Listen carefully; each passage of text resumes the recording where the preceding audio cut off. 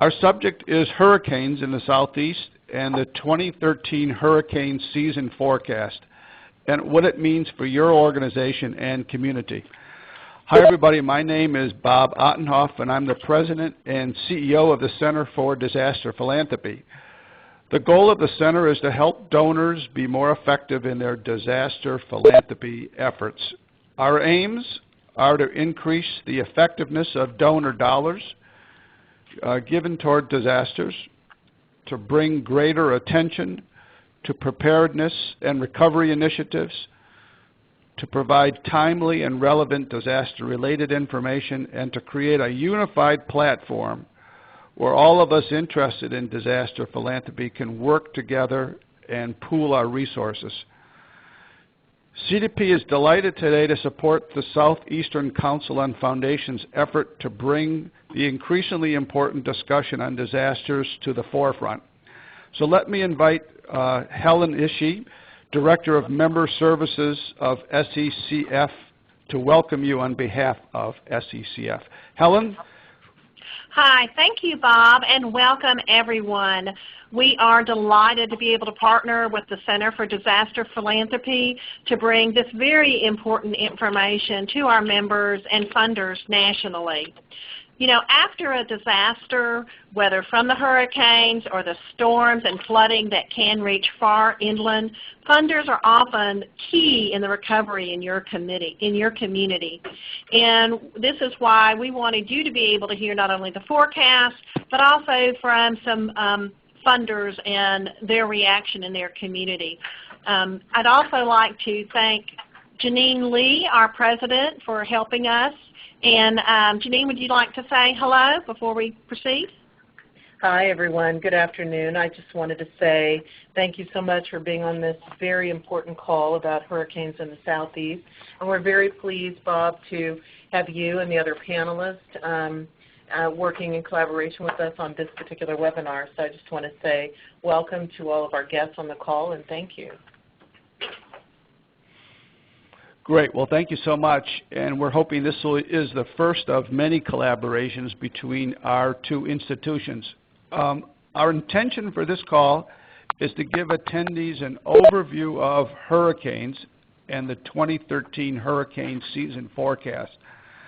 Then we want to hear from two seasoned foundation executives that have been through many hurricanes and storms and learn how they've prepared and planned and responded to previous hurricanes, and then discuss principles for developing a sound philanthropic response to the needs presented by devastating hurricanes before, during, and after a storm hits. Before we get started, a few bits of housekeeping. We're recording this teleconference, and we'll post a link to the recordings on both CDP's site and SECF's website at disasterphilanthropy.org and secf.org. We want to leave plenty of time for questions and answers with the panels, and so we'll have an opportunity to include your voices and perspectives. Until then, we ask all of you who are participating in this webinar to press *6 to mute your line. That's *6. So if you haven't done that already, please do that, *6, and make sure you don't have music or some other kind of recording on your mute button.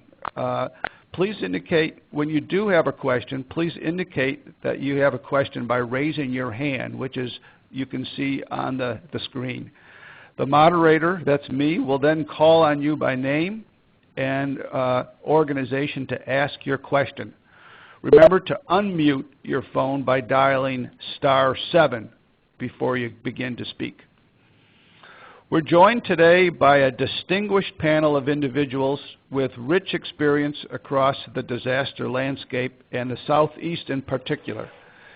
And our guests include Lori J. Bertman, who's the President and CEO of the Irene W and C.B. Pennington Foundation, Mark Brewer, who you all know well as well, who is the President and CEO of the Community Foundation of Central Florida, and Dr. Gerry Bell, who's the lead hurricane season forecaster from NOAA, the National Atmospheric and Oceanic Administration. We're going to ask Gerry to speak first for about 10 minutes on what we can expect for the 2013 Atlantic hurricane season. He will also describe some of the key conditions and climate patterns that strongly control the seasonal hurricane activity. After Gerry speaks, we'll ask Lori and Mark to each speak for 5 minutes. We'll have Lori go first, and highlighting their unique experiences as funders. And then we'll get into questions. I'll ask some questions first to the panelists, and then we'll take your questions as well. So let's get started with Gerry Bell. Gerry, thanks so much for coming here today. Oh, it's a pleasure to be here. Let me get control of the slides. Okay.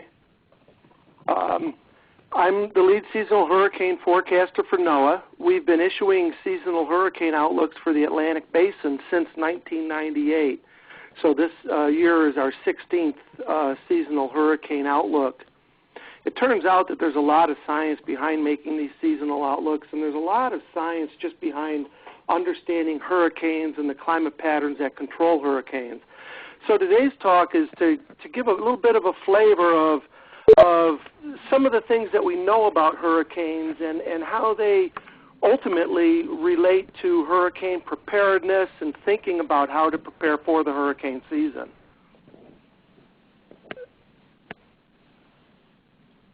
There's point out several useful links right up front. The first one is I'm actually with the Climate Prediction Center as part of the Weather Service, which is part of NOAA. Is our main hurricane outlook page. This page has links to the outlooks, also a lot of hurricane monitoring tools, and a detailed analysis of past hurricane seasons, I think going back to the early 2000 or so. So if you're interested in what past seasons have brought and so on, that's a great place for information. The second link is for the National Hurricane Center. The Hurricane Center does the forecast for the individual hurricane tracks and intensity throughout the season. Four of my team members are also from the National Hurricane Center. That's the place to go for the forecast on any individual storm, past data of individual storms, and so on. They also have excellent hurricane preparedness information. The third site is ready.gov. That also is an excellent site. It's a FEMA site, I believe, with excellent information on hurricane preparedness. And both the Hurricane Center and Ready.gov address hurricane preparedness from many different angles, from a typical homeowner to if you're more of a business. Are you right along the coast, or are you farther inland, your relative location? All these things. A lot of common sense pointers they have that go a long ways to helping you be prepared for the hurricane season. The fourth link, NOAA puts out videos from time to time. The fourth link is a video of me that we did the day before the Hurricane Outlook, talking about this year's Hurricane Outlook, and also addressing a few of the issues that I'm talking about today. So if you're interested in seeing a little bit more on that, I'd recommend that link. Also on that entire web page, there's other videos to a lot of other weather-related stuff, hurricanes, tornadoes, and so on. So if you're interested, that's a good visual source. NOAA issues seasonal hurricane outlooks for 3 regions. The Atlantic Basin, of course, and we also issue outlooks for the Central and Eastern North Pacific. On the left-hand side, I'm showing the Atlantic Basin, where the Atlantic outlooks are relevant. And the lines show all the storm tracks from 1980 to 2005. And in the yellow, this yellow box here, that's called the main development region. That is where, if you're going to have an active season, that's where a lot of the storms are going to form. If it's an inactive season, you won't see much activity down there at all. So that is the critical region for hurricane formation that helps us not only predict the season's strength, but also helps us understand where the storms are going to go. And with that, you can see these tracks. My arrow is kind of giving a typical track. Storms will form in the main development region from disturbances coming off of Africa. Many will stay out at sea and not really affect land. Another grouping will travel farther westward, go through the Caribbean, either hit Central America, Mexico, or head up into the Gulf. And once a storm gets in the Gulf, it has a 100% chance of making landfall because it can't go anywhere else to make land. A third preferred track is for the storms to head just north of the Caribbean islands, Hispaniola, come up toward Florida, and then track along the eastern U.S. Those are the storms that mainly strike the Atlantic coast.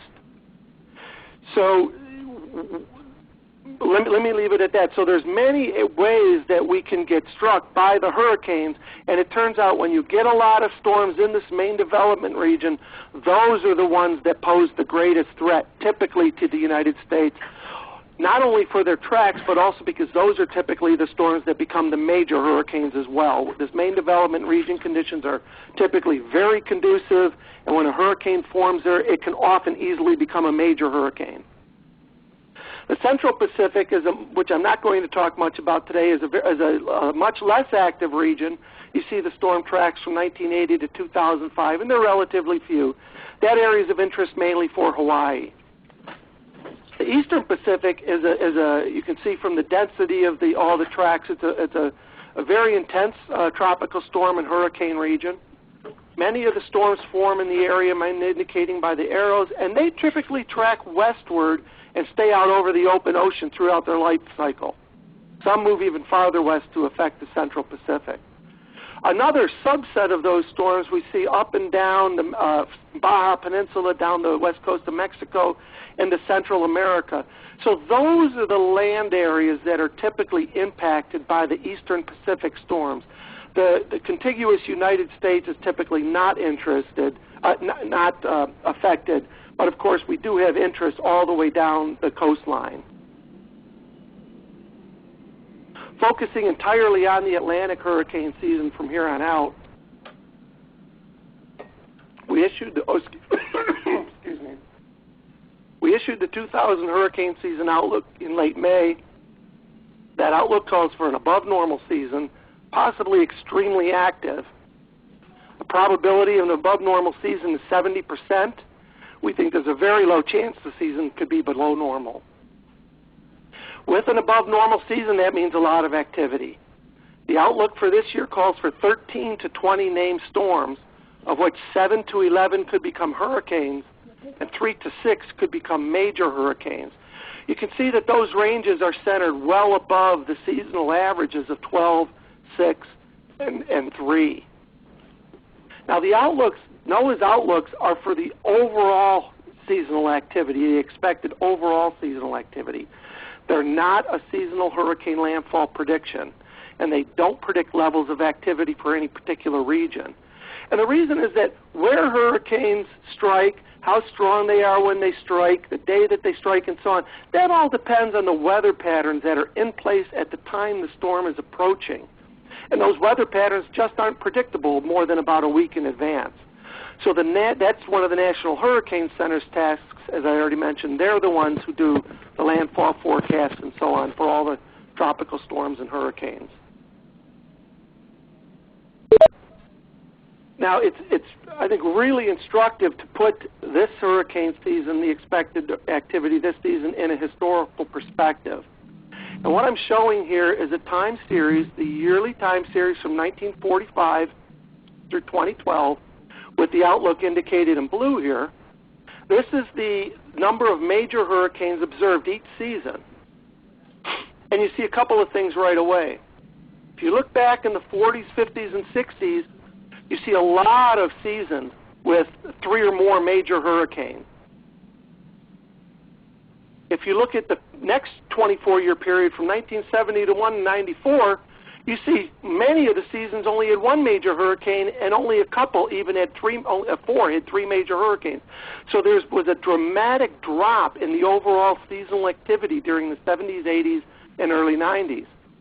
Since 1995, the climate patterns that control these multi-decadal fluctuations in hurricane activity, those climate patterns are again conducive to a lot of activity. And as we've seen since 95, we've had many very active seasons, and a lot of those have been producing 3, 4, 5, 6 major hurricanes. This is called, these periods of increased activity are called a high activity era. And as I'll show in a minute, there's a particular climate pattern that controls this activity. We remain in a high activity era, an era of increased activity that's been in place since '95. The outlook this year for 3 to 6 major hurricanes represents a continuation of that high activity era. As I indicate in the text, typically these high and low activity periods last from, if you go back into well into the 1800s, they last anywhere from 25 to 40 years. So we're 18 years now into a high activity era that historically has lasted anywhere from 25 to 40 years. These are a couple of charts just to summarize the difference in activity between the current high activity era and the preceding low activity era, 71 to 94. During 71 to 94, we averaged 5 hurricanes a season. Now we're averaging 8. That's a 60% increase. In 71 to 94, we averaged 1.5 major hurricanes a season. Now we're averaging 4. That's more than a doubling. And if you look at what we define as a very active season, that's the strongest of the active seasons. And that's when your probabilities of multiple landfalls, hurricane landfalls, really goes up. During 71 to 94, there were none. We had no very active seasons. Since 95, we've had 8. And there's a possibility this year could be another one of these very active seasons. If you look at the number of U.S. hurricane landfalls, during 71 to 94, we averaged about 1.3, a little over 1 a season. Now we're basically averaging almost 2 hurricane landfalls a season. Some seasons we've had 3, 4, 5, even 6 hurricane landfalls in the U.S.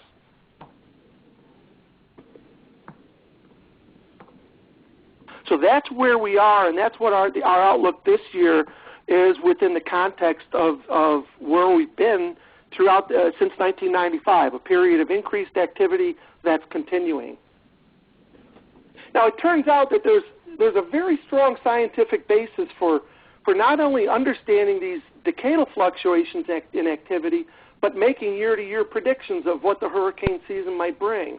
It all goes down to the bottom line that there's a few key ingredients that hurricanes need. Without these ingredients, they're simply not going to form. One is a warm ocean. So hurricanes need warm waters and warm, moist tropical air because that is ultimately the energy source for the hurricane. Another feature that the hurricanes need in order to form and maintain themselves and or strengthen is not too much wind shear. The wind shear refers to how the wind speed and direction change as you go up through the atmosphere. And what I'm showing this bottom left schematic is an eye wall of clouds. This is a picture if you took a snapshot through a hurricane. This is the eye wall. The eye is the clear area in the middle like you see on a satellite picture. And when the winds in the environmental winds surrounding the hurricane are roughly the same speed and direction at both levels, in the lower atmosphere and the upper atmosphere, that means the wind shear is weak, and that means it's very conducive for hurricanes to form. Fortunately, the wind shear is weak for only a few months of the season, typically August, September, and early October. That's why the bulk of the hurricane activity typically is confined to that roughly 2.5-month period. A third thing that hurricanes need is a pre-existing trigger. That's a cloud system or an a low-pressure system. Those storms move off the west coast of Africa. They move out over the tropical Atlantic. They move over progressively weaker wind shear and warmer water, and that's when you get hurricanes. It turns out that there are a couple of dominant climate patterns that control this set of conditions, so therefore either making it more likely for a season as a whole to be active or less active. There's 2 sets of climate patterns that I'm really hitting here. If you look at the left-hand column, that's the climate pattern that produces these multi-decadal fluctuations in hurricane activity. The top panel is what we've been seeing since '95. We also saw a similar pattern during the 1950s and 60s. The bottom left panel shows the opposite types of conditions. That was what produced significantly less hurricane activity during the 70s, 80s, and early 90s. And what it turns out is that the active and inactive seasons, they reflect a set of conditions that are controlled by these tropical climate patterns. They're not random. So by being able to predict these climate patterns, we can often say something intelligent and confident about what the upcoming hurricane season will bring. The pattern we've seen since 1995 is warmer than average temperatures in the main development region between Africa and into the Caribbean Sea. And with that pattern, you have warmer waters also up at the higher latitudes of the Atlantic Basin. An important feature of this pattern is a stronger and wetter West African monsoon. That is what helps to start initially fueling those disturbances that move westward from Africa over progressively warmer water and weaker shear to then become hurricanes. The opposite pattern is what we saw during the 70s and 80s and early 90s, where the waters were cooler than average, not only in the tropical Atlantic but also at higher latitudes. So the main development region, it was just conditions were less conducive, temperature-wise, through the ocean. At the same time, the West African monsoon was weaker and drier than average. Those disturbances coming off of Africa were much weaker. They were often shifted too far south, and you just didn't get much activity in this main development region. Another factor, climate factor, is referred to different ways as the El Nino Southern Oscillation, or ENSO. ENSO is a naturally occurring climate pattern, just like the multidecadal signal on the left, naturally occurring climate pattern, and its extremes are called El Nino and La Nina. I'm showing at the top La Nina. That refers to when the Pacific Ocean temperatures are cooler than normal. Also during that, you have drier than average conditions. That produces weaker wind shear over the Atlantic Basin and favors more hurricanes. El Nino is the opposite pattern, where it's warmer and wetter across the eastern half of the Pacific. Those rainfall patterns and conditions affect the wind so as to increase the wind shear over the Atlantic, and which very effectively can either reduce or shut down hurricane activity. So the essence of the seasonal hurricane outlooks is really predicting this combination of climate patterns, their relative strength, and whether they're reinforcing each other or kind of offsetting each other. Now to focus on some hurricane-related issues that the outlooks mean nothing if nobody does anything or nobody uses that information in any meaningful way. So I wanted to cover some issues related to hurricane landfalls that a lot of people may be aware of but may not be as well. Gerry, the first is that hurricanes are big. They're big compared to us, compared to cities, compared to states. And on the left, I'm showing Hurricane Katrina as it made landfall in New Orleans and Louisiana back in 2005. And the dots indicate the cities of New Orleans and Biloxi. These cities are tiny little dots on the scale of the eye wall that I've indicated by the blue circle there. Look at the size of Katrina. It's covering from Louisiana all the way, getting almost into northwestern Georgia there. That's multiple states.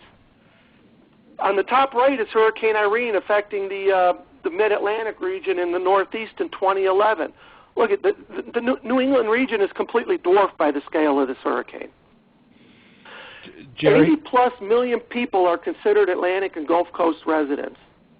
That's a huge number of people and a whole lot of money that's potentially impacted every time one of these storms makes landfall or threatens. And it's not just the hurricanes, it's also slow-moving tropical storms that can produce tremendous rainfall amounts, even well inland from where they form.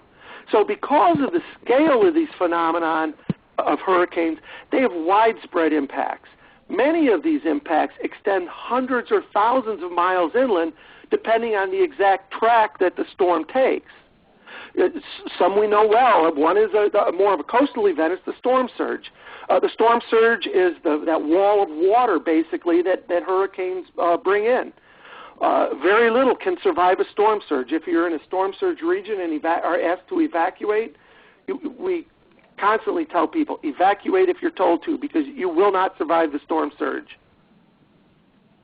Hurricanes, we know, of course, bring heavy rains, but not only to the coastal regions. Depending on how far inland the storm tracks, they can easily dump 7, 10, 20 inches of rain along their track. Hurricanes produce tornadoes that also extend well inland. They can form along the coast, but also well inland. Hurricanes produce flooding not only along the coast, but again, well inland with those heavy rains. In fact, inland flooding is now the leading cause of death from hurricanes. Of course, largely because people now evacuate the coast when they're asked to. We also know and understand extensive wind damage can go hundreds and hundreds of miles.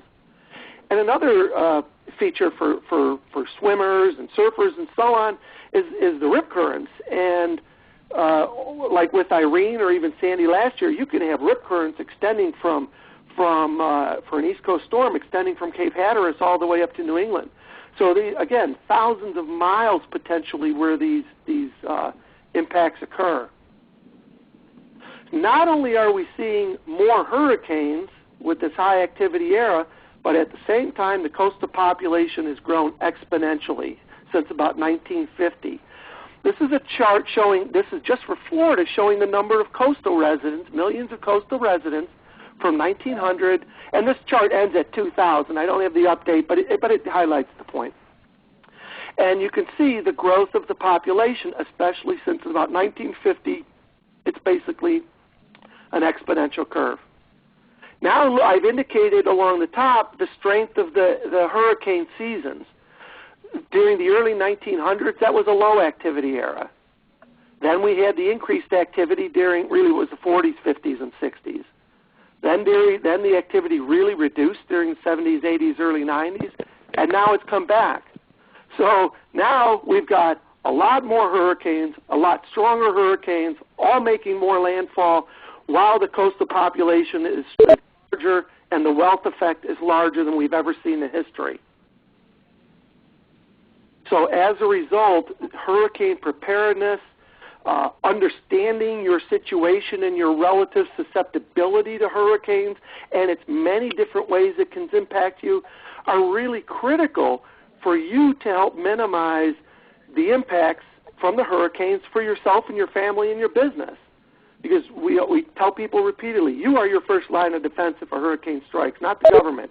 You've got to be ready so that your belongings are prepared as best they can, that your insurance papers, your finances, things are ready so that if you lose your home, you can recover most quickly. So in summary then, there's a very strong scientific basis behind the seasonal hurricane outlooks, and really with just understanding hurricanes and the different factors that control hurricane activity. For 2013, an above normal season is expected, possibly very active. This reflects a continuation of the high activity era for Atlantic hurricanes that began in '95. As I mentioned, these typically last anywhere from 25 to 40 years.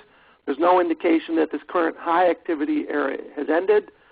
Unfortunately, that has coincided with a tremendous buildup, not only in Florida, but along both the East Coast and Gulf Coast. And most critical, because there's, as I said, so many people along that are considered Gulf Coast and Atlantic Coast residents, but wouldn't necessarily consider, let's say, well, I don't live right along the coast. Well, you may live 150 miles inland. That's nothing on the scale of a hurricane. So hurricanes are not just a coastal event. They impact millions of people in many, many different ways. And hurricane preparedness, again, involves you understanding how you might be impacted and then preparing accordingly. And finally, what we tell every year, people, you need to prepare for every hurricane season regardless of NOAA's seasonal outlook or anybody else's. Because we know that all it takes is one hurricane to strike your area to make for a very bad year. And we know that hurricanes will strike the U.S. in inactive seasons and in very active seasons. So if people in these hurricane-prone regions really need to prepare every year regardless of the outlook. So I'll await questions then.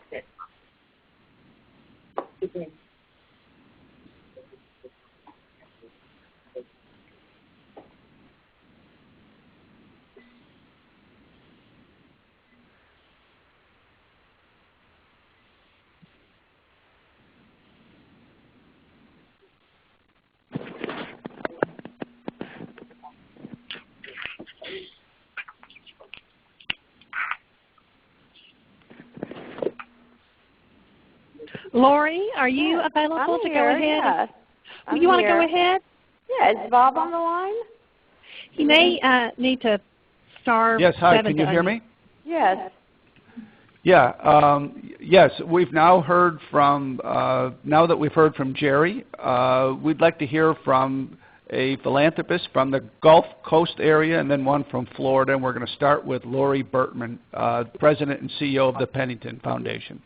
Great. Thank you so much, Bob, and thank you to SCCF and CDC for co-hosting this webinar, and Mark and Gerry for being on the panel. Appreciate it so much.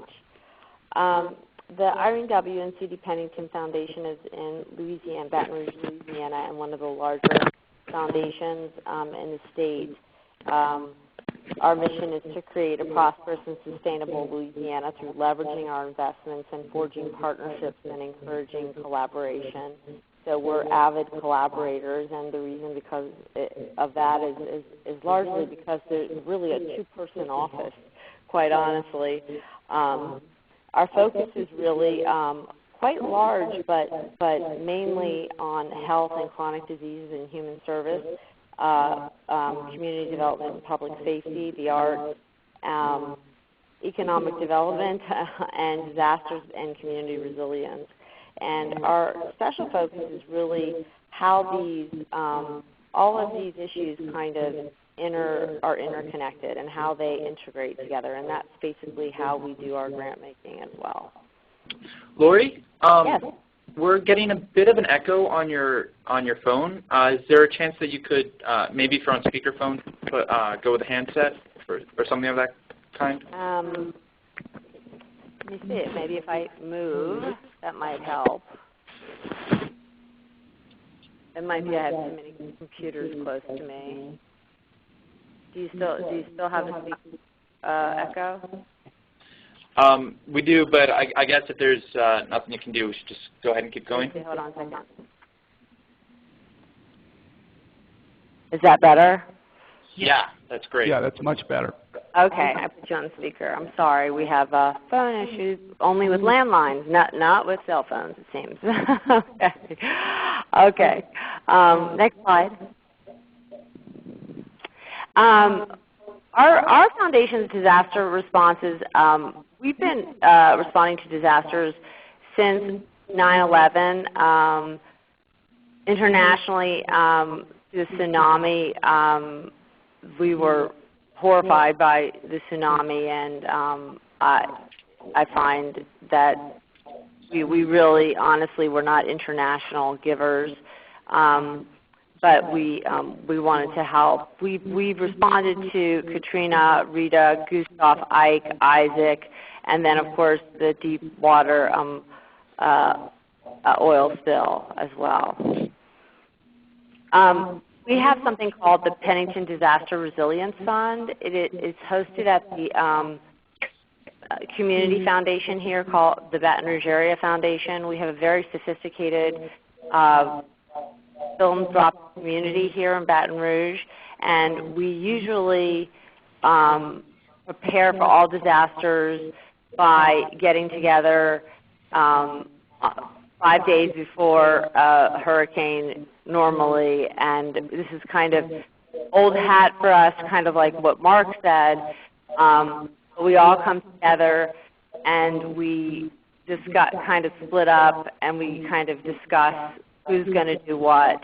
But the Pennington Disaster Resilience Fund was really born out of a Katrina fund that was raised by a group of philanthropists that we all gave out together, and it was up to about $45 million. It really almost took 2 years. But then now the Pennington Disaster Resilience Fund is specifically related to everything, preparedness, all the way to recovery, policy change, research, and it's really somewhat of a 10,000-seat fund. We work from that fund year-round, and we don't wait for hurricane season or the preparation of hurricane season. It's really a standing year fund. Next slide.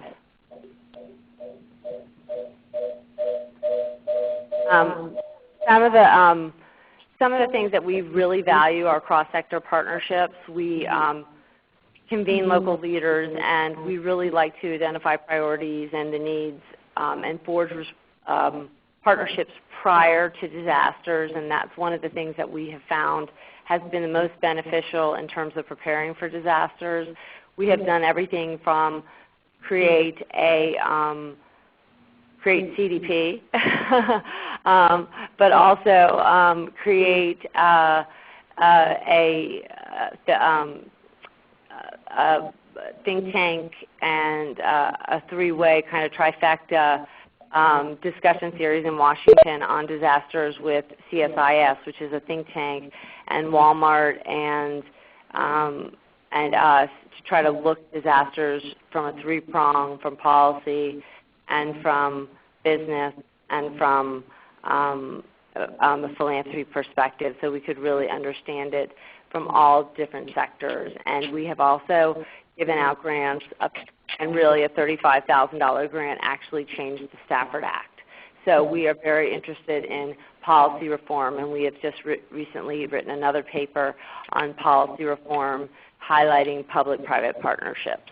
So we focus a little bit on a higher echelon of preparedness. Next slide.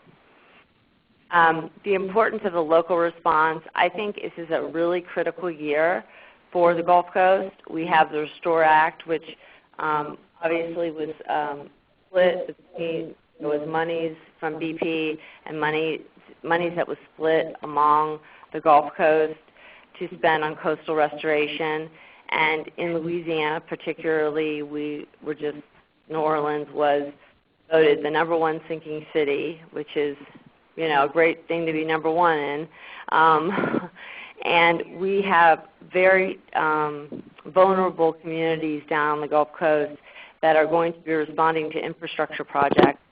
And these are cities that are now really kind of fighting about how they need to rebuild and how these infrastructure projects are going to handle flood surge and new ways of thinking about how to preserve them or not preserve them, and flood insurance issues and other things. And this has not only become just a bad argument for each of these people or just a school day off. This has now become an existential issue about where they're going to live and how they're going to conduct their business and what they're going to do for their families, where they're going to get their health care. And those are resilience issues that we are really starting to focus on as a foundation.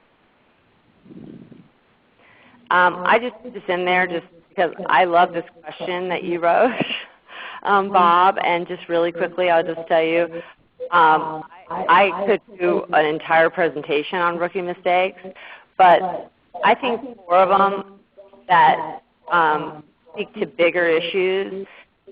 One was, this leads to Katrina. I remember when the levee broke, I ran over to the Baton Rouge Area Foundation with $1 million thinking that I was going to save New Orleans.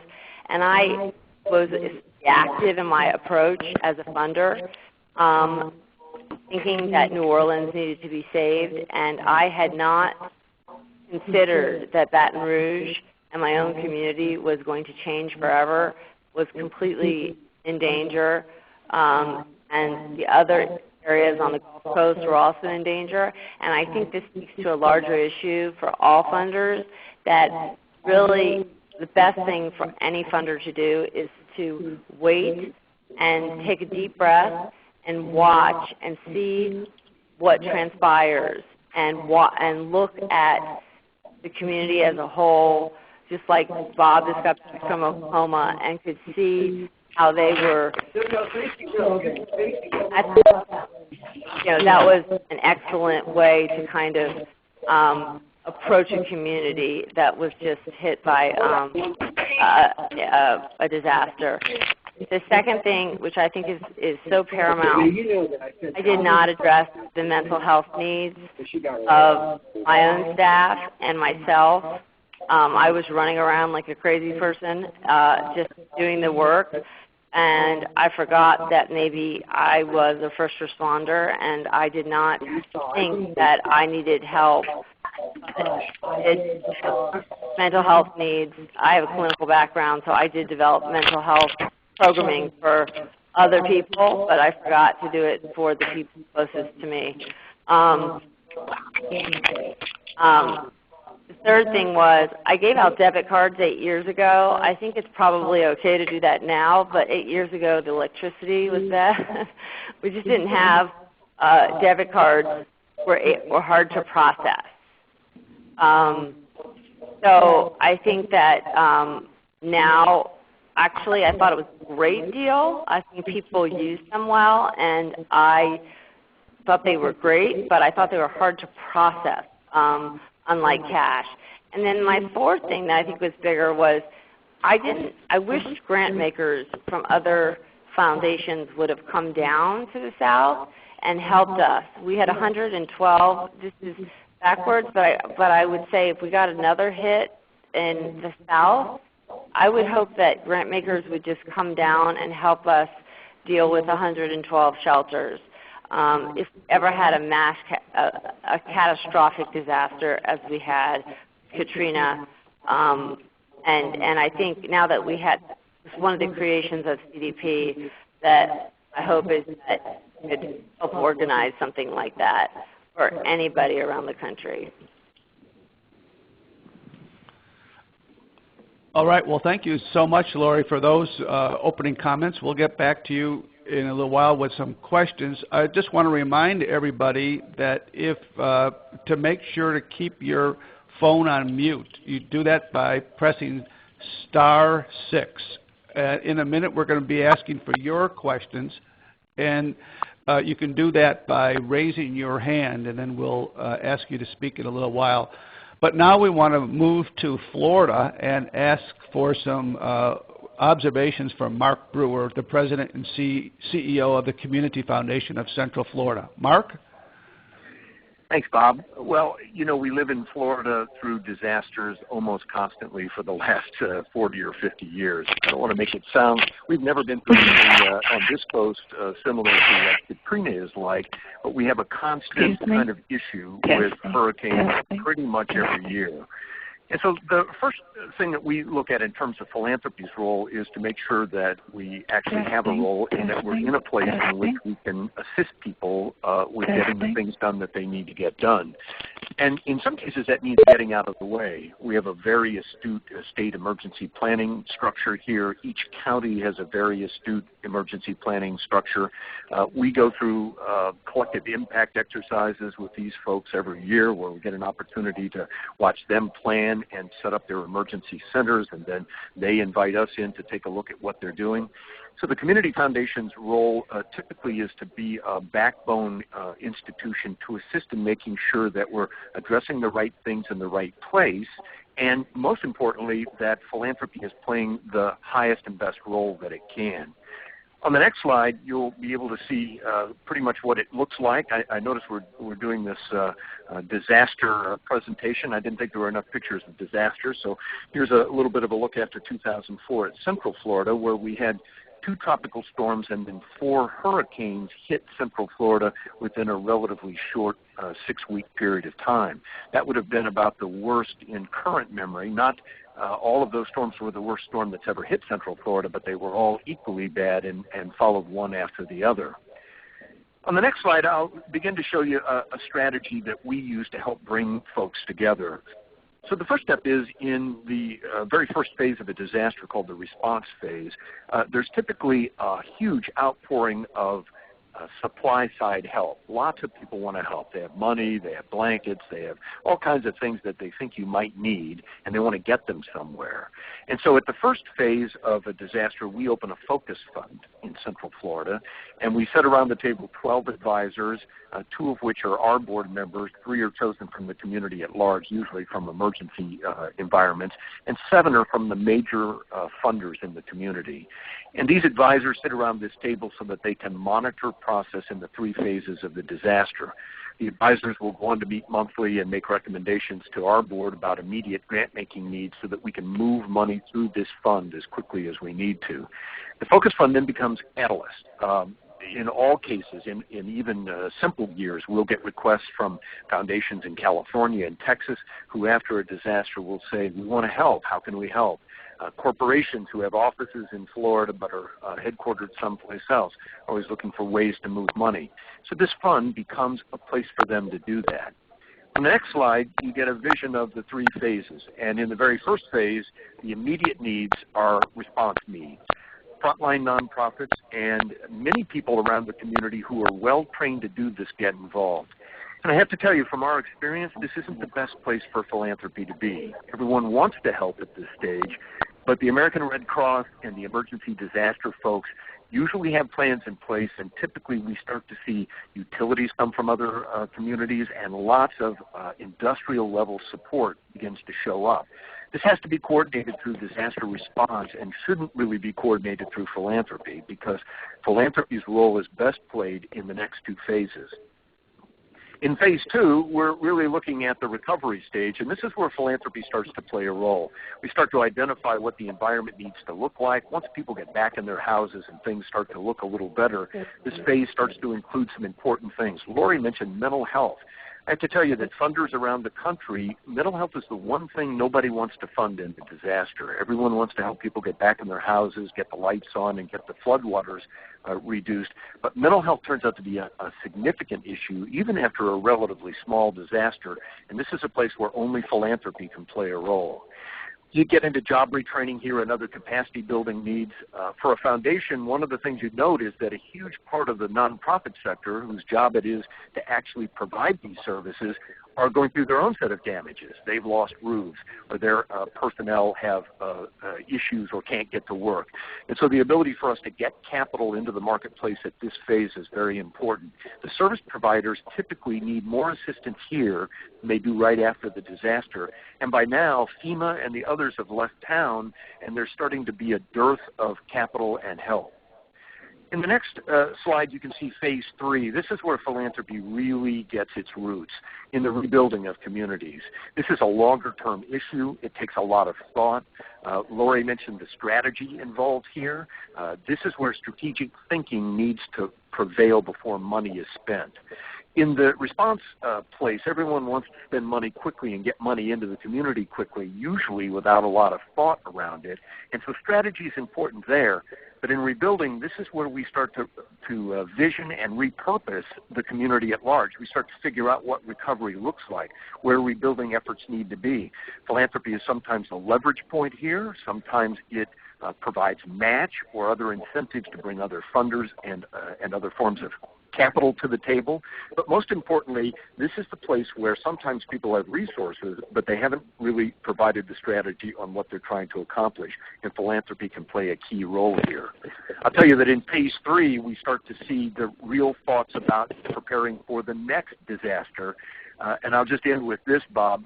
In Orange County, Florida, which is where Orlando is situated, today, 50% of the people who live in Orange County, a major metro area with 1 million people, didn't live here in 2004 when these last big hurricanes came through. So a prevailing issue for philanthropy is prevention and making certain that the people in the community are actually prepared for this. And that's difficult when the last major jolt happened before many people moved here. All right, thanks, Mark. I'm going to ask our two participants a few questions, but if you're listening and have a question, now is the time to begin raising your hand. Stay on *6 for right now, which is muted. When we ask you to speak, we'll ask you to go to *7. But here's an opening question for Mark and Lori. We hear a lot of talk about planning and preparedness as we get ready for this hurricane season. So what would give us your suggestions on the 1 or 2 or 3 things people who are listening to this call who may represent a community foundation, what are the 1 or 2 things you would suggest they do to get ready for planning and preparedness? And let's start with you, Mark. Well, I think the first step is your own business continuity. It's amazing. I think Lori referenced this. What happens is we're all thinking about how to help the community. You need to make certain that your data is secure, that you have a plan for how you're going to get back into your office, how you're going to get computers working, what happens if you don't have electricity for a long time. And then in immediate preparation, helping the nonprofits in your community be ready. The at-risk populations that are served by many nonprofits, people with disabilities, people who get long-term services, who may reside in places in which the very institutions they depend on aren't really ready for a disaster like this. This is a place where grant makers can have a huge influence in helping people get ready, but also providing some capital to assist them with that process. Lori, what would your advice be to those listening?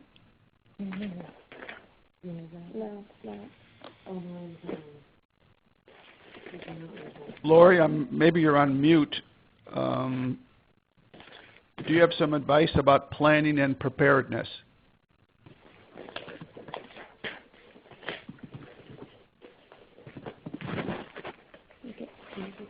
Okay, it sounds like we're having some technical difficulties with Lori's phone. Mark, let me ask you another question then while we're waiting to connect Lori. You've got a focus fund. It sounds like your focus fund starts after the disaster. Did I understand that right? Or do you have it before the fund or before the disaster? And my second part of the question is, are you recommending that everyone have some kind of a fund? I think that's a good idea. What we recognized early on, and I should say the Focus Fund is there all the time. We open it for contributions typically before, as a major storm is approaching, in preparation, so that that's the time when you get the attention of donors. The American Red Cross would tell you if they were on this panel that their biggest issue is they can raise all kinds of money after the storm, but before the storm, prevention isn't very sexy. And so we try to open the fund early to let people know it constantly has money in it, and we pre-fund it. And then by allowing the other funders and grant makers in the community to be advisors around the table for this fund, we have an opportunity for us all to know how funding is flowing and to be as efficient as we can and to make the money flow immediately. Bob, I'm back. Sorry, I got knocked off. I think that's characteristic of me on webinars. I get knocked off. Okay. So the question, Lori, that I asked Mark a minute ago was, do you have some recommendations to those who are listening about planning and preparedness? Are there one or two things that you think they ought to be thinking about? As funders, well, I think that, first of all, I think the most important part about planning is that it must be done before the disaster happens, and I think we can never say that enough. That even though we go through so many disasters, we still forget to plan until after it hits, and then we all get together and look at each other. So I think it's important to work across our own silos, so private foundations and community foundations and corporate foundations should be at the table. I really admire that you have, Mark, you have a fund where you have 12 advisors working together, and they also have a year-round fund that focuses on disasters. As you know, I have a my theory is that all grant makers are disaster grant makers because we fund the things that disasters impact all the missions of all funders. So I think planning that way is very important. I think it's important this year on the Gulf to do some special planning and go down to the Gulf Coast if you cover that region, and to check in with those communities and assess what those needs are specifically. And we did a strategic plan this year with the VOAD, and we are also working with our nonprofits, the Louisiana Association of Nonprofits, to create a strategic plan around disasters and create some webinars for them and help them integrate with the VOAD system. Mark, Lori has been reminding us today and in previous sessions that we're all disaster philanthropists, whether we know it or not. Are you a disaster philanthropist? Well, I think we are, and I think to that point, making certain that we're not just responsive to crisis, but more thoughtful about the impact that the crisis has. That makes you a more strategic grant maker when it comes to that kind of activity. But we certainly are all there at the moment of need. Here's a question to both of you. If you had some thoughts about grants, innovative gifts or grants that you've seen awarded either to a nonprofit or to a community foundation preparing for a disaster, what would it be? And Lori, do you have some thoughts about that? For preparing for disaster, I think any type of convening of creating a collective convening. One of the things that we did for the oil spill, since it wasn't a declared disaster, just giving you, and it was local, we pulled together a committee from local government, state government, and philanthropists, and had them working together for the first time. And that was something that lasted throughout the oil spill so that they could be communicating every week. And that was something that we led the charge on, so that because it was not a federally declared disaster, so the local community had to take charge on that. I think obviously preparedness campaigns are somewhat of a dime a dozen, but I think ways in which people can interact and get to know each other from other sectors are actually really good grants. And then, of course, advocacy grants are very popular in my world. Right. Mark, do you have some thoughts about innovative gifts or grants that you've awarded either to nonprofits or to other funders? Well, I think the most interesting and innovative thing that we've done, not the most impactful in terms of after a disaster piece, but one of the most innovative was a partnership we had with a major insurance company in which we let grants go out in order to bring together people so that they knew each other in their communities. These were at-risk people. And the idea was to get them to think about two things. We talk a lot about hurricanes, and Gerry showed you the big storms, but in reality, most death and damage comes from high water and most from tornadoes. And so helping people in communities identify who they're responsible for.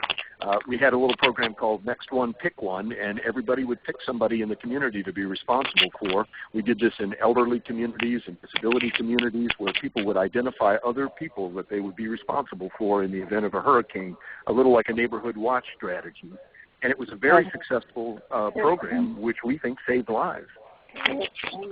I think that's great. All neighborhoods, even vacuumclear.org in New Orleans is a really popular program that's done really well in terms of evacuating people in a neighborhood-based, any type of neighborhood-based program, I think really works. Anything that provides people the support that they need increases their resilience.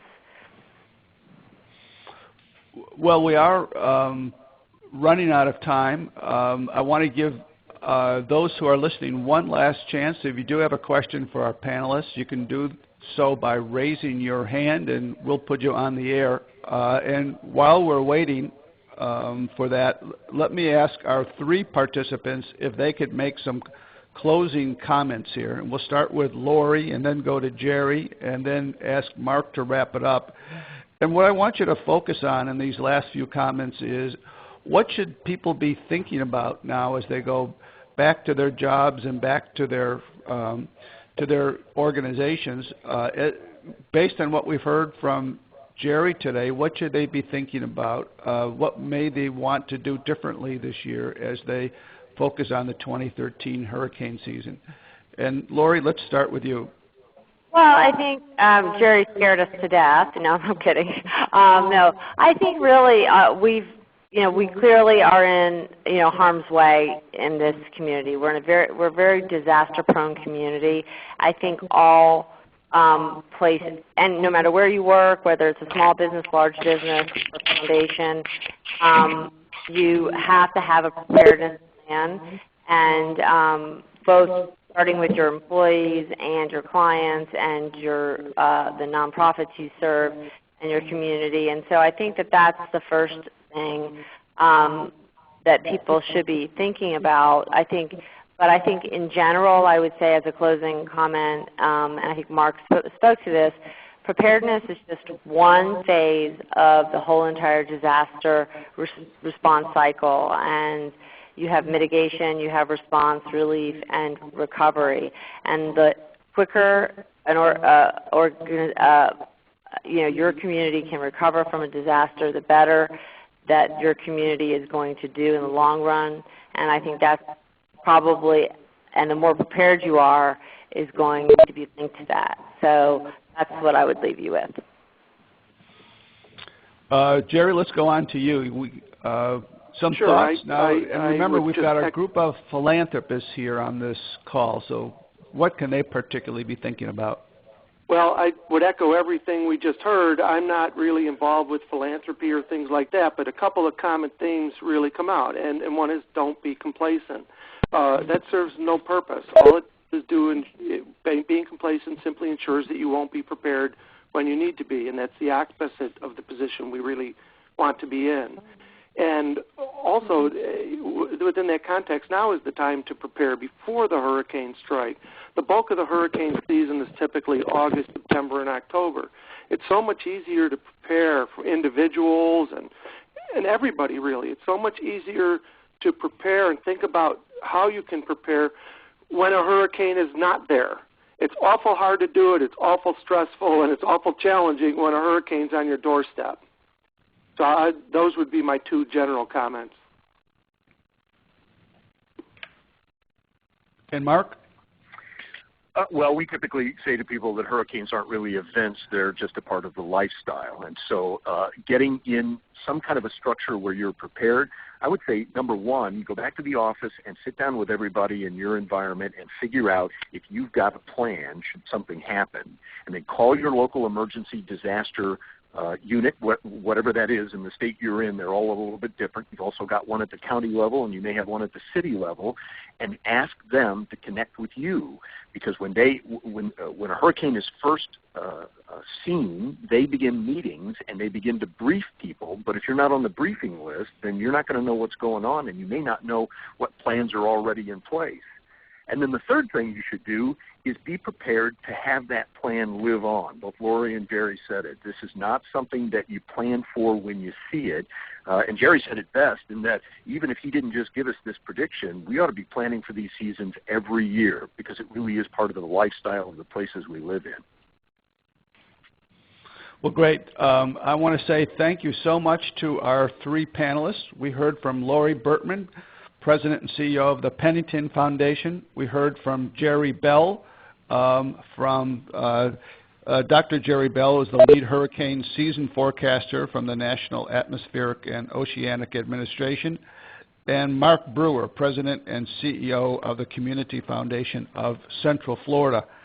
I want to also say thanks to all the folks at the Southeastern Council and Foundation for their terrific work organizing this event today. I'm Bob Ottenhoff from the Center for Disaster Philanthropy, and we thank you all so much for participating and wish you all the best. Take care.